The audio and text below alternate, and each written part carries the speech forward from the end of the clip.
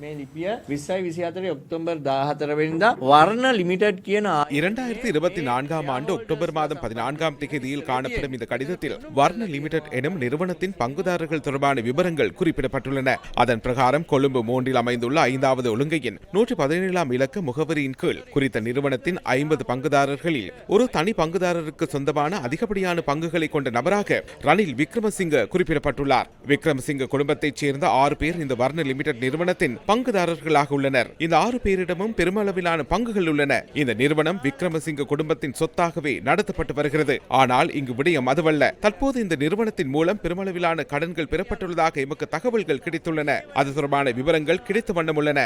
இது இவ்வாறு இருக்கும் போது ரணில் விக்ரமசிங்க பணிப்பாளர் சபையிலிருந்து விலகியுள்ளார். பணிப்பாளர்களை மாற்றுவது தொடர்பான கடிதமே இங்குள்ளது. இவ்வாறு விக்ரமசிங்க குடும்பத்தினர் பணிப்பாளர் சபையிலிருந்து விலகிய பின்னர் உள்ளே வந்தது யார்? அசோக் ஹேமச்சந்திர. அவர் யார்? அவரது மின்னஞ்சல் முகவரியில் ashok@dayagroup.com என உள்ளது. அடுத்ததாக சமிந்த பிலட்டுவகமகே. யார் அவர்? தயா கமகேவின் மகன். இந்த தயா கமகேவின் குடும்பம் தற்போது நஷ்டத்தை அல்லது கலைக்கப்பட்ட அல்லது நஷ்டத்தை எதிர்கொண்ட ஒரு நிறுவனமாக மாறியுள்ளது. ரணில் விக்ரமசிங்கவின் மூழ்கும் கப்பலில் தயா கமகே தலையை கொடுக்க தயாராகியுள்ளார். ஆனால் இங்கு ஒரு பிரச்சனை உள்ளது. தயா கமகே வங்குரோத்து அடைந்த நபராக இருப்பதால் அவருக்கு கிடைக்கும் தண்டனைகள் குறையும். பெரும்பாலான சந்தர்ப்பங்களில் அரசு வங்கிகளில் பெறப்பட்ட இந்த கடன்கள் அறவிட முடியாத கடனாக தள்ளுபடி செய்யப்பட வாய்ப்புள்ளது. எனவே எதிர்காலத்தில் பல பில்லியன் அளவிலான பாரிய நிதி மோசடி ஒன்று நடக்க உள்ளது என்று நாம் தெரிவிக்கின்றோம். இந்த வர்ண லிமிடெட் எனும் நிறுவனம் அரசு வங்கிகளிடமிருந்து எவ்வளவு தொகையை கடனாக பெற்றுள்ளது? அவ்வாறு கடன் பெற்றிருந்தால் விக்ரமசிங்க குடும்பத்தினர் ஆட்சியில் இருந்த காலத்தில் ஏன் அந்த கடனை செலுத்தவில்லை? தற்போது ரகசியமாக ரணில் விக்ரமசிங்க உள்ளிட்ட விக்ரமசிங்க குடும்பத்தைச் சேர்ந்த 6 பேர் இந்த நிறுவனத்திலிருந்து விலகுவது ஏன்? விலகி வங்குரோத்து அடைந்துள்ள தயா குழுமத்தின் தயா கமகேவின் மகன் உள்ளிட்ட குழுவினரிடம் இந்த நிறுவனத்தை ஒப்படைத்தது ஏன்? விக்ரமசிங்க குடும்பத்தினர் விலகுவதற்கு முன்னர் இந்த பல பில்லியன் கடன் தொகையை செலுத்தி முடித்து விட்டார்களா? தற்போதுள்ள நிலைமையின் பிரகாரம் விக்ரமசிங்க குடும்பத்தினர் அரசு வங்கிகளுக்கு பல கோடிகளை நஷ்டப்படுத்திவிட்டு இதிலிருந்து தந்திரமாக தப்பிச் சென்றுள்ளனர். இவ்வாறானதொரு நிலைமையே காணப்படுகிறது.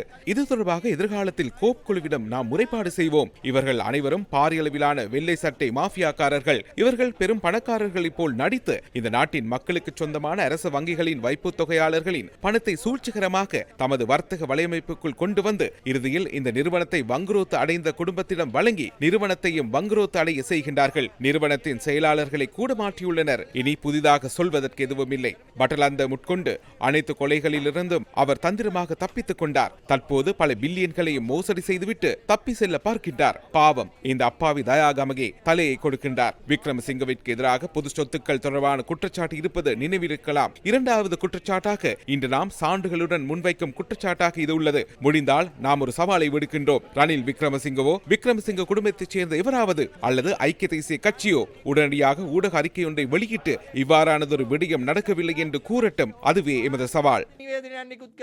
මෙහෙම කාරණාවක් උනේ නැහැ කියලා කියන්නේ. ඒක තමයි අභියෝගය. දැන් ඔබතුමාගේ කරන බරපතල චෝදනාව ඇතුලේ රාජ්‍ය බැංකු වලින් කොච්චරක් මුදල් අරගත්තද කියන සාක්ෂි තියෙනවද? ඒක ඇත්තටම කෝප් කමිටුව මගින් அது உண்மையிலேயே கோப் குழுவின் மூலம் கண்டறியப்பட வேண்டிய ஒரு விடயமாகும். ரணில் விக்ரமசிங்கவின் இந்த பண பரிமாற்றத்திற்கு பின்னால் எமக்கு மிகப்பெரிய சந்தேகம் எழுந்துள்ளது. இந்த நிறுவனத்தின் பெருமளவிலான கடன் தொகையை தள்ளுபடி செய்யும் நோக்கத்துடனேயே இவ்வாறு பங்குகள் மாற்றப்பட்டுள்ளதாக தெரிகிறது. இது தொடர்பான சில விவரங்கள் நம்மிடம் உள்ளன. அவை எதிர்காலத்தில் சட்ட நடவடிக்கைகளுக்காக பயன்படுத்தப்பட உள்ளதால் அவற்றை ஊடகங்களில் வெளிப்படுத்தாமல் பாதுகாக்கின்றோம். අනාවරණය නොකිරීමට අපි වග බලා ගන්නවා.